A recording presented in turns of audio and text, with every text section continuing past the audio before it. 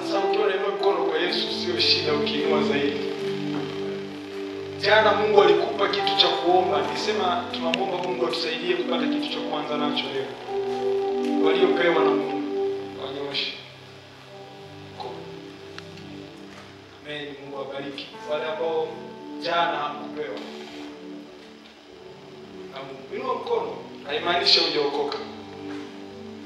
Umeokoka sawa sawa. Ila jana Mungu akukupa cha kuanza nacho kuomba leo, inua mkono wako. Au pengine ukuwepo kabisa. Asante. Achache. Mungu akubariki wewe ambaye ukunyosha mkono popote. Na maanisha kati ya haya yote mawili hakuna kilichotokea. Somo ni ubatizo wa Roho Mtakatifu. Asante sana mtu wa vyombo.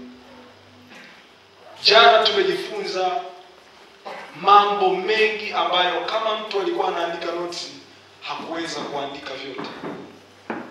Kama mtu alikuwa anafuatilia na kufundisha na kusoma vitu, sidhani kama umeandika vizuri kwenye mpangilio wako. Ndio maana nilisema ukisikia kitu cha kuandika kiandike.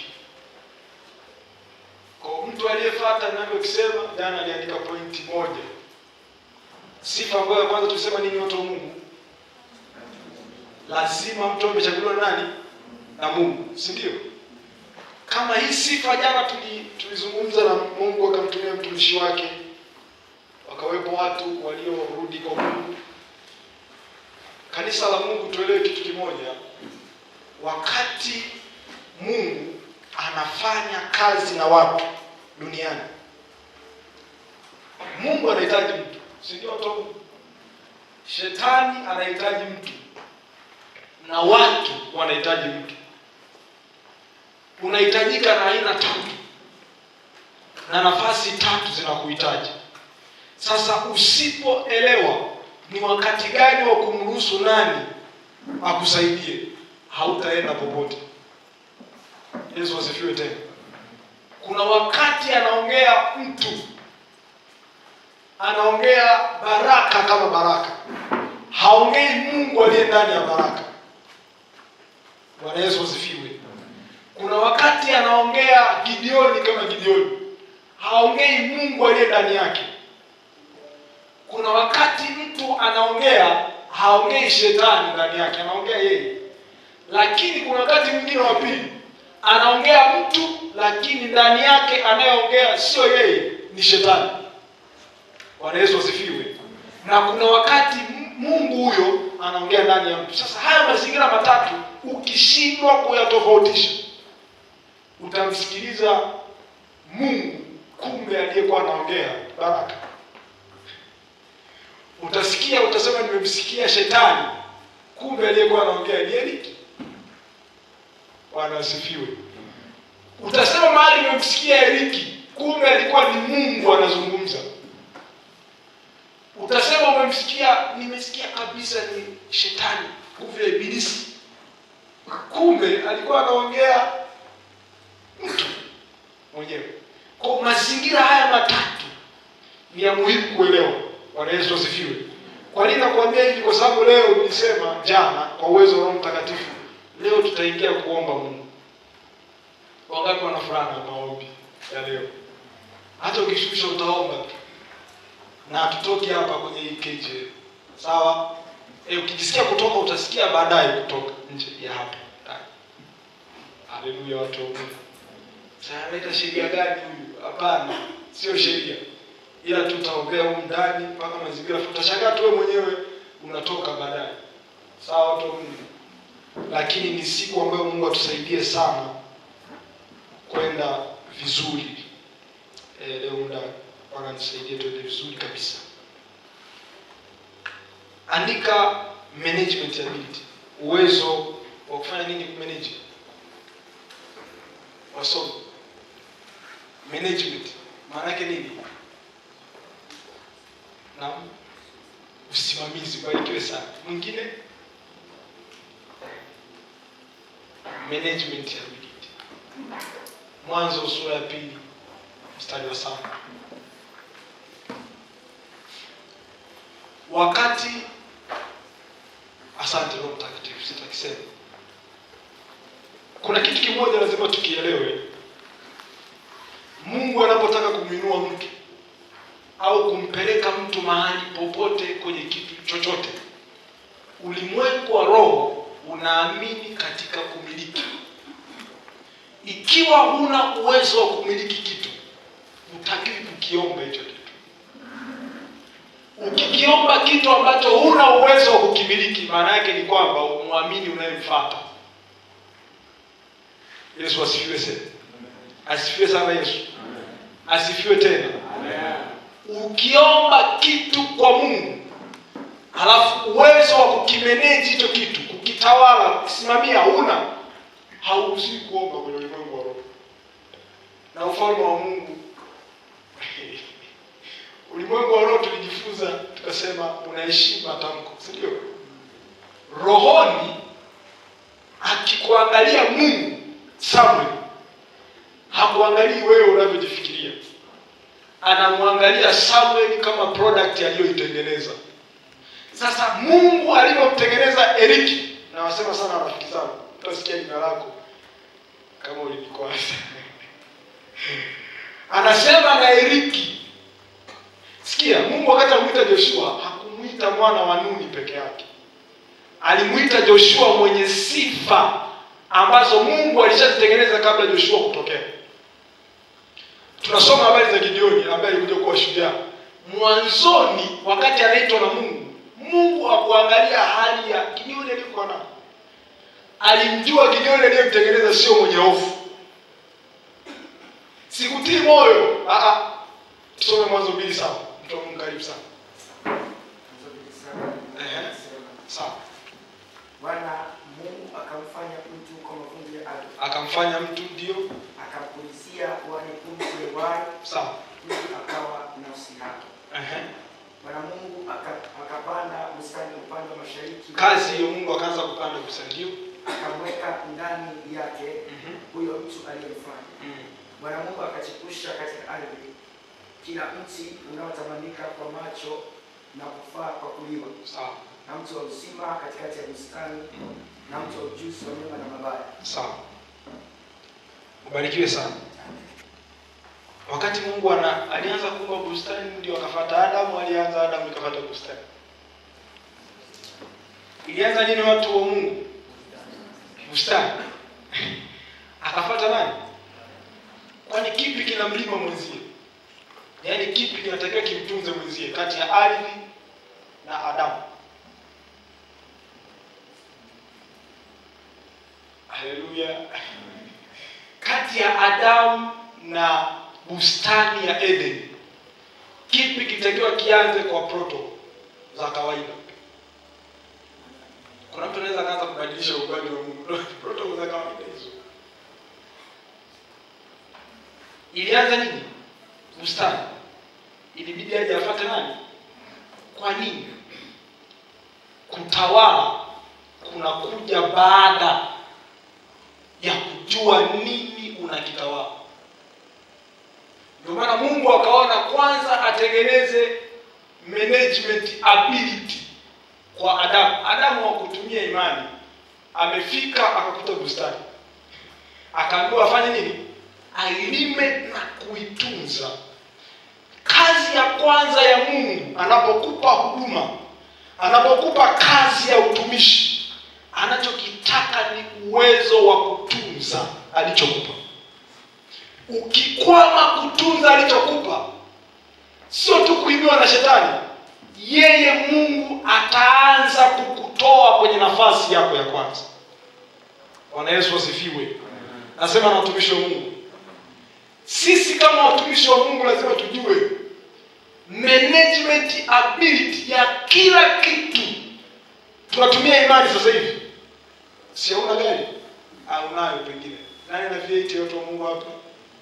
Au Mazda, Benz, Mercedes? Hamna. Ila kwenye imani si unayo. Sasa imani inasema ni kuwa na hakika ya mambo yafanya nini? Na ni bayana ya mambo yasiyoonekana. Kwa hiyo nani anaamini hii Biblia? Anaamini hii Biblia imeshikwa. Imani mkono vizuri watu wa Mungu. Asante. Najitahidi kuwa mwalimu anayeamini hii ni simu. Tuinue mikono tunaoamini watu wa Mungu. Amen. Sasa anayeamini hapa nimebeba kichwa cha mtu. Hapa mkononi nimebeba kichwa cha mtu. Anayeamini hivyo? Sasa umenielewa ninachomaanisha kuhusu imani? Hatuoni kitu, wote mnasema mnaamini, hamuamini, mmeona. Kuona sio imani. Naamini ile ni speaker. No, hiyo umeona ni speaker.